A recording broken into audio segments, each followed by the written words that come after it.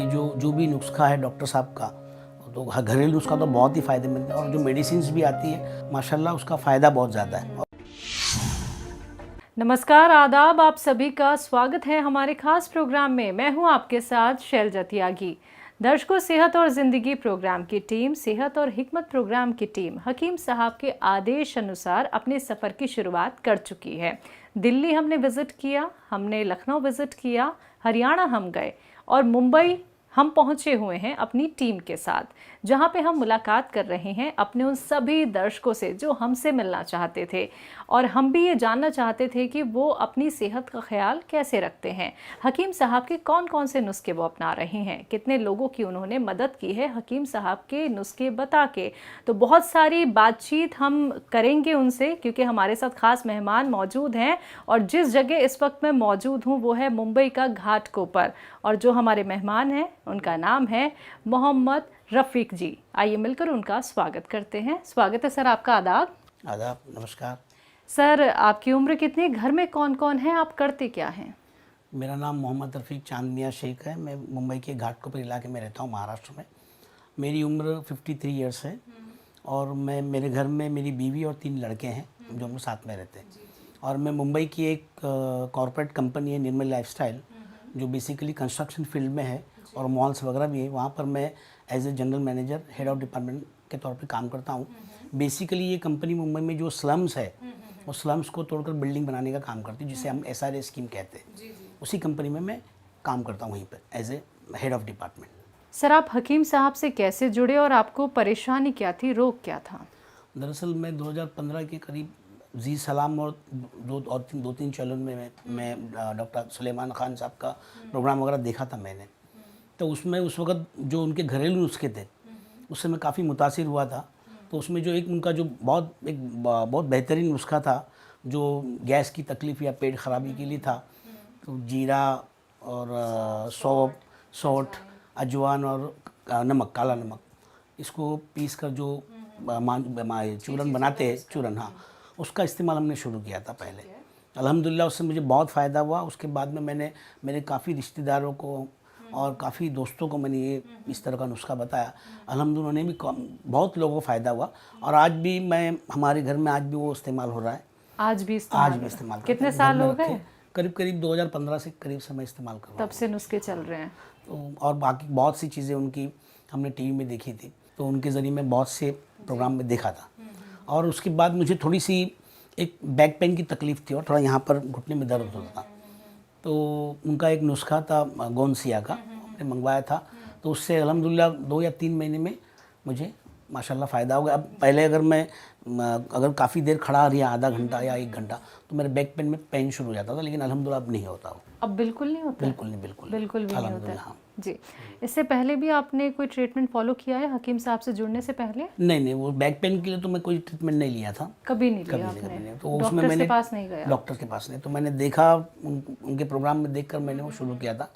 और जब मुझे फ़ायदा हुआ तो मैंने काफ़ी लोगों को मैंने बताया। मेरी सिस्टर को भी बताया, मेरी सिस्टर भी, दोस्तों को भी बताया, उनको भी माशाल्लाह वो गोंसिया से बहुत फ़ायदा हुआ है। जी। रफ़ीक साहब, जब उम्र बढ़ती है तो तकलीफ़ जब होती है तो बड़ा परेशान इंसान हो जाता है कि उम्र के इस पड़ाव में आ गए हैं, ख्याल कौन रखेगा हमारा, और बैक पेन की शिकायत हो गई है। बैक पेन तो है ही, इसके अलावा भी बहुत सारी परेशानी हो जाती है।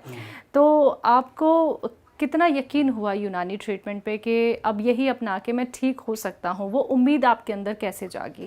जब मैं बताया कि उनकी जो प्रोग्राम्स वगैरह दिखते थे, तो उसमें मैं बहुत सी चीज़ों से मैं मुतासिर हुआ था। ठीक है। और मैंने जब शुरुआत में इस्तेमाल किया तो मुझे ऐसा लगा कि भाई ये वाकई में फ़ायदेमंद चीज़ है। और यूनानी मेडिसिन के मेरे यहीं पे पास में हमारे 2-3 डॉक्टर्स भी मेरे दोस्त हैं, वो भी यूनानी प्रैक्टिस करते हैं। तो उनसे भी पहले से मुझे पता था इस चीज़ों के बारे में। और जो इनके घरेलू नुस्खे वो माशाल्लाह बहुत फ़ायदेमंद है। उससे मुझे लगा कि भाई ये वाकई में, क्योंकि अगर आपको फ़ायदा नहीं हो तो कम से कम नुकसान तो नहीं करेगा वो चीज़। कि अगर आप कोई एंटीबायोटिक्स वगैरह या एलोपैथी मेडिसिन लेते, तो कोई भी अगर आप बैक पेन के लिए लेते या पेन किलर लेते कोई भी, तो उसकी साइड इफेक्ट्स है, उसका हार्ट में या किडनी में असर होता है। बट यूनानी मेडिसिन का इस तरह का कोई इफेक्ट नहीं होता। अगर आपको फ़ायदा पहुँचा ही नहीं तो कम से कम नुकसान भी नहीं करेगी वो। तो आप यूनानी से ही जुड़े हैं, कोई और ट्रीटमेंट आप बिल्कुल नहीं लेते? अल्हम्दुलिल्लाह अभी तक तो मुझे दरअसल मुझे तो कोई प्रॉब्लम है ही नहीं, लेकिन मैं विश्वास करता हूँ कि prevention is better than cure. बिल्कुल। हाँ, तो कोई बीमारी आने के पहले ही एक्सरसाइज करना, रोज़ का योगा वगैरह करना, और इस तरह की यूनानी से मेडिसिन जो डॉक्टर साहब के घरेलू नुस्खे हैं वो इस्तेमाल करते हैं हम लोग, वहीं से फ़ायदा हो रहा है हमको। आपके घर में भी कोई इस्तेमाल कर रहा है हकीम साहब के नुस्खे? अभी फ़िलहाल तो मेरे 3 लड़के हैं, तो अभी तो सब अभी नॉन मैरिड ही है। सेहतमंद है माशाल्लाह, बड़ा वाला लड़का इंजीनियर है, सेकंड नंबर वाला भी एलोपैथी ये फिजियोथेरेपी कर रहा है मेडिकल में, और थर्ड वाला भी तो छोटा ही है 9th में। तो इस तरह की कोई चीज़ों का तो ज़रूरत नहीं पड़ी। बीवी है तो बीवी और मैं वो गोंसिया खाते हैं। ठीक है। मैम को आराम है? हाँ, आराम है माशाल्लाह। आराम है उनको। आपको जब बैक में प्रॉब्लम थी और आप जब ऑफिस जाया करते थे, तो आपके जो कलीग होते थे और फैमिली फ्रेंड्स भी आपके होंगे, तो उनका क्या रिएक्शन होता था जब आप ठीक हो गए, जब आपकी तकलीफ़ दूर हो गई? तो वो रिएक्शन क्या था कि आप कैसे ठीक हुए, हमें भी बताइए? इस तरीके का कुछ रहा आपके साथ बहुत एक्सपीरियंस? से लोगों ने पूछा तो मैंने उनको सब बताया है, और मैंने उनकी बातों से मैं काफ़ी मुतासिर होता हूँ डॉक्टर साहब की। तो मैं अक्सर लोगों को बताता हूँ कि भाई ये आप, हाँ अतिया हब्स के जो को फाउंडर है डॉक्टर सुलेमान खान साहब, उनका प्रोग्राम देखिए और बहुत सी चीज़ें। और मैं तो मुझे थोड़ा याद नहीं रहता बहुत, मैं इसके साथ में बिज़नेस भी मेरा खुद का और अपना सोशल फील्ड से भी जुड़ा हुआ हूँ, तो इसलिए मैं बहुत सी चीज़ें मैं मेरी डायरी में लिख के रखता हूँ। जब प्रोग्राम अच्छा, आपने चलता डायरी भी बनाई है हुई बाकायदा है? लिख के रखता हूँ कि भाई फ़ला चीज़ के लिए, जैसा मुझे लगता है शायद उन्होंने एक प्रोग्राम देख रहा था, तो वात की जो शिकायत होती है उसके लिए उन्होंने गोंद मोरिंगा का बोले थे, गोंद मोरिंगा है, और ये इसका जैतून के सिरका है वगैरह, ऐसी काफ़ी चीज़ें लिख कर मैंने लोगों को, बहुत से लोगों को बताई है, और उनको माशाल्लाह फ़ायदा भी हुआ है बहुत लोगों को। रफ़ीक साहब, हमारी और आपकी इंटरव्यू से पहले जो बात हुई थी, तो आपके ज़रिए हमें पता चला कि आप सोशल एक्टिविस्ट भी हैं, तो आप क्या काम करते हैं? दरअसल मैं यहीं पास में एक मस्जिद है, बड़ी मस्जिद है, इस पूरे एरिया में भी एक बड़ी मस्जिद है, गौसिया मस्जिद, उसका पिछले करीब 34 से 35 ईयर्स से मैं उसका चेयरमैन हूँ, ट्रस्टी हूँ। उसके ज़रिए मैं काफ़ी लोगों से मेरा मिलना जुलना है, तो एक जमात के कौम की खिदमत के हिसाब से हम वो काम कर रहे हैं, तो उसमें काफ़ी लोगों के जो भी मीटिंग्स वगैरह होती है उसमें लोगों का मिलना हो जाता, इंट्रोडक्शन डेली है, और शाम को मैं डेली करीब 9 बजे से लेके रात के करीब 10:30 बजे तक वहाँ बैठता हूँ ऑफिस में, लोगों का मिलना जुलना लगा ही रहता है उसमें। और उसके सिवाय और सोसाइटीज़ वगैरह की भी मैं सेक्रेटरी हूँ, और जो मैं मेरा प्रोफेशन है जहाँ पर मैं काम करता हूँ वहाँ पे भी स्लम वालों से मेरा इंटरेक्शन रहता है, वहाँ पर मीटिंग वगैरह अटेंड करना, लोगों के यहाँ स्पीचेस वगैरह देना, इस तरह का। तो यानी आप तो रोज़ बहुत सारे लोगों से मुलाकात करते हैं, और तमाम परेशानियां भी आप उनकी देखते ही होंगे, जानते होंगे, सुनते होंगे, और कितने सारे लोग तो आपको ऐसे भी मिलते होंगे जो रोगग्रस्त होंगे, बीमारियों से भी पीड़ित होंगे, तो क्या उन लोगों तक भी आप हकीम साहब के नुस्खे पहुंचा रहे हैं? हाँ हाँ माशाल्लाह, बहुत लोग बताएं।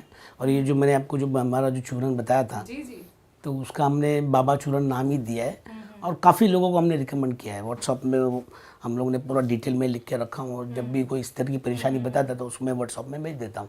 काफ़ी लोगों को बताया मैंने बहुत इस नेक बारे काम आप में। कर रहे हैं जी। और मैं जैसे बताया कि मेरे काफ़ी दोस्तों को मैंने गोंद मोरिंगा, गोंद सिया के फ़ायदे बताए, तो इसके ज़रिए भी माशाल्लाह एक सोशल फील्ड में होने की वजह से भी काफ़ी लोगों से इंटरेक्शन है, उसमें भी ये काम करने का, समझ लीजिए कौम की खिदमत करने का मौका मिल जाता है। चलिए, आप और लोगों तक तो हकीम साहब के नुस्खे पहुंचा ही रहे हैं, लेकिन जो दर्शक अभी आपको देख रहे हैं, आपको सुन रहे हैं, आपका ये इंटरव्यू वो उन तक पहुंचाया जा रहा है हमारे ज़रिए, उनको क्या कहेंगे जिन्होंने अभी तक यूनानी ट्रीटमेंट नहीं अपनाए हैं, घरेलू नुस्खे नहीं अपनाए हैं? मेरा तो यही कहना है कि आप जहाँ तक हो सके एलोपैथी मेडिसिन से दूर रहे, और ये जो भी नुस्खा है डॉक्टर साहब का, तो घरेलू नुस्खा तो बहुत ही फ़ायदेमंद है, और जो मेडिसिन भी आती है थोड़ी महंगी होगी, लेकिन वो माशाल्लाह उसका फ़ायदा बहुत ज़्यादा है, और कोई साइड इफ़ेक्ट नहीं है, लॉन्ग रन के लिए बहुत अच्छी है। और मैं यही कहूँगा लोगों से कि उसका इस्तेमाल करने की कोशिश करें जहाँ तक हो सके। ठीक है, हकीम साहब के लिए कोई मैसेज देना चाहेंगे? मैं सिर्फ उनसे यही कहूँगा कि अल्हम्दुलिल्लाह उन्होंने बहुत अच्छी शुरुआत की है, और उनकी बातों से मुतासिर होकर बहुत से लोगों ने फ़ायदा हुआ है बहुत से लोगों को। मैं यही सभी से ये दुआ करूँगा कि वो हकीम साहब के लिए दुआ करें, और मैं हकीम साहब से गुजारिश करूँगा जो खिदमत वो लोगों के लिए कर रहे हैं वो आगे भी इंशाल्लाह करते रहें। सर बहुत सारे और भी डॉक्टर्स हैं, बहुत सारे और भी हकीम हैं, अब बहुत सालों से जुड़े हैं हकीम सुलेमान खान साहब से, तो उनकी कोई बात ऐसी जो आपके मन को भा गई या आपको ऐसी उनकी बातों में लगा कि मुझे यही अब घरेलू नुस्खे अपनाने हैं, यही ट्रीटमेंट मुझे फॉलो करना है, या पहले से ही आप यूनानी से जुड़ते आ रहे थे? नहीं, यूनानी से तो पहले ज़्यादा जुड़ा नहीं था। जो सबसे ज़्यादा मुझे हकीम साहब से जो मैं मुतासिर हुआ, मुझे जो बहुत अच्छा लगा, सबसे जो बेहतरीन बात है कि अगर आप हकीम सुलेमान साहब का प्रोग्राम देखेंगे तो मुझे उसमें लगता है कि अगर वो अगर मान लीजिए 10 क्वेश्चन हो रहे तो उसमें वो 9 क्वेश्चन में घरेलू नुस्खा बताते हैं, किसी एक को मेडिसिन रिकवर करते हैं। और मुझे लगता नहीं कोई हकीम इस तरह से करता होगा, क्योंकि सारे बहुत से हकीम सब अपनी अपनी दुकानें खोल के बैठे हुए और वो अपना जो भी है वो अपना प्रोडक्ट ही बेचने के इसमें रहते हैं। लेकिन हकीम साहब की एक मैंने खासियत देखी कि वो अगर 10 क्वेश्चन आ रहे एक कोई प्रोग्राम में तो उसमें वो करीब करीब 8 से 9 लोगों को वो घरेलू नुस्खा ही रिकमेंड करते हैं कि आपके घर में जैसा हल्दी है, अब कोरोना के उसमें भी उन्होंने बहुत सी चीज़ें बताई थी, तो हल्दी और नमक का गर्म पानी में गरारा करना वगैरह बहुत सी चीज़ें। तो मैं उनसे एक चीज़ देखा हूँ कि वो ज़्यादातर घरेलू नुस्खा बताते हैं, उससे मुझे बहुत ज़्यादा खुशी हो रही है और मुझे लगा कि मैंने ये वाकई में अच्छी चीज़ें बता दे। बाकी और भी चैनल में अगर टीवी चैनल लगाओ तो उसमें बहुत से ऐड आते रहते हैं, लेकिन वो सब अपना अपना प्रोडक्ट बेचने के चक्कर में रहते हैं। ये आपका अनुभव है? हाँ, मेरा अनुभव है, मेरा एक्सपीरियंस है। हकीम साहब से जुड़कर आपको कैसा लगता है? बहुत अच्छा लगता है, बहुत अच्छा। अगर इंशाल्लाह कभी मेरा दिल्ली आना होगा तो मैं इंशाल्लाह ज़रूर मिलूंगा हकीम साहब से। बिल्कुल सर, बिल्कुल, ये बात उन तक ज़रूर पहुंच जाएगी इस इंटरव्यू के ज़रिए।